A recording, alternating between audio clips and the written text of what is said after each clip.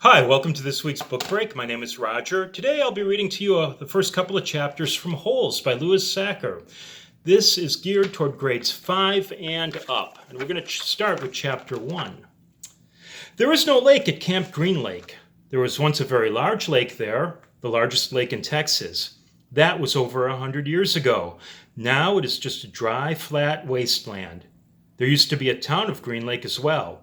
The town shriveled and dried up along with the lake and the people who lived there. During the summer, the daytime temperature hovers around 95 degrees in the shade, if you can find any shade. There's not much shade in a big dry lake. The only trees are two old oaks on the eastern edge of the lake. A hammock is stretched between the two trees, and a log cabin stands behind that. The campers are forbidden to lie in the hammock. It belongs to the warden. The warden owns the shade. Out on the lake, rattlesnakes and scorpions find shade under rocks and in the holes dug by campers. Here's a good rule to remember about rattlesnakes and scorpions. If you don't bother them, they won't bother you, usually. Being bitten by a scorpion or even a rattlesnake is not the worst thing that can happen to you. You won't die, usually. Sometimes a camper will try to be bitten by a scorpion or even a small rattlesnake. Then he will get to spend a day or two recovering in his tent instead of having to dig a hole out on the lake. But you don't want to be bitten by a yellow-spotted lizard. That's the worst thing that can happen to you. You will die a slow and painful death, always.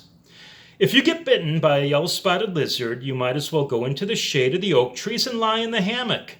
There is nothing anyone can do to you anymore. You're probably asking, why would anyone ever want to go to Camp Green Lake? Most campers weren't given a choice. Camp Green Lake is a camp for bad boys. If you take a bad boy and make him dig a hole every day in the hot sun, it will turn him into a good boy. That was what some people thought. Stanley Yelnats was given a choice. The judge said, you may go to jail or you may go to Camp Green Lake. Stanley was from a poor family. He had never been to camp before. Chapter 3. Stanley Yelnats was the only passenger on the bus, not counting the driver and the guard. The guard sat next to the driver with his seat turned facing Stanley. Stanley was sitting about 10 rows back, handcuffed to his armrest. His backpack lay on the seat next to him. It contained his toothbrush, toothpaste, and a box of stationery his mother had given him. He'd promised to write her at least once a week. He looked out the window, although there wasn't much to see, mostly fields of hay and cotton. He was on a long bus ride to nowhere. The bus wasn't air-conditioned, and the hot, heavy air was almost as stifling as the handcuffs. Stanley and his parents had tried to pretend that he was just going away to a fun camp for a while, like all the rich kids do. In fact, when Stanley was younger, he used to play with stuffed animals, and he would pretend the animals were at camp. Camp Fun and Games, he called it. Sometimes he'd have them play soccer with a marble. Other times they'd run an obstacle course or go bungee jumping off a table tied to broken rubber bands. Now Stanley tried to pretend he was going to Camp Fun and Games. Maybe he'd make some friends, he thought. At least he'd get to swim in a lake. Now Stanley was not a bad kid. In fact, he was innocent of the crime for which he was convicted. He'd just been in the wrong place at the wrong time.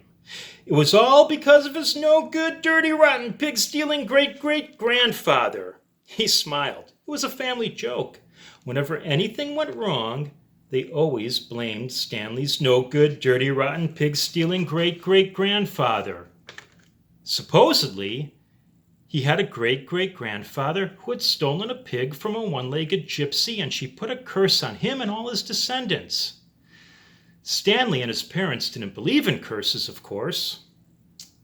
But whenever anything went wrong, it felt good to be able to blame someone. Things went wrong a lot. They always seemed to be in the wrong place at the wrong time. Now, Stanley's father was an inventor, and to be a successful inventor, you needed 3 things: intelligence, perseverance, and just a little bit of luck. Stanley's father was smart, and he had a lot of perseverance. Once, he started on a project. He would work on it for years and years, often going days without sleep. He just never had any luck. Every time an experiment failed, Stanley could hear him cursing his dirty, rotten, pig-stealing great-grandfather. Now, Stanley's father was also named Stanley Yelnats. Stanley's father's full name was Stanley Yelnats III. Our Stanley is Stanley Yelnats IV. Everyone in his family had always liked the fact that Stanley Yelnats was spelled the same frontward and backward, so they kept naming their son Stanley. Stanley was an only child, as was every other Stanley Yelnats before him. All of them had something else in common. Despite their awful luck, they always remained hopeful. As Stanley's father liked to say, "I learned from failure." But perhaps that was part of the curse as well. If Stanley and his father weren't always hopeful, then it wouldn't hurt so much every time their hopes were crushed. Now, not every Stanley Yelnats has been a failure, Stanley's mother often pointed out whenever Stanley or his father became so discouraged that they actually started to believe in the curse. The first Stanley Yelnats, Stanley's great-grandfather, had made a fortune in the stock market. He couldn't have been too unlucky, his mother pointed out. At such times, his mom neglected to mention the bad luck that befell the first Stanley Yelnats. He lost his entire fortune when he was moving from New York to California. His stagecoach was robbed by the outlaw Kissin' Kate Barlow. If it weren't for that, Stanley's family would now be living in a mansion on a beach in California. Instead, they were crammed in a tiny apartment that smelled of burning rubber and foot odor. If only, if only. The apartment smelled the way it did because Stanley's father was trying to invent a way to recycle old sneakers. "The first person who finds a use for old sneakers," he said, "will be a very rich man."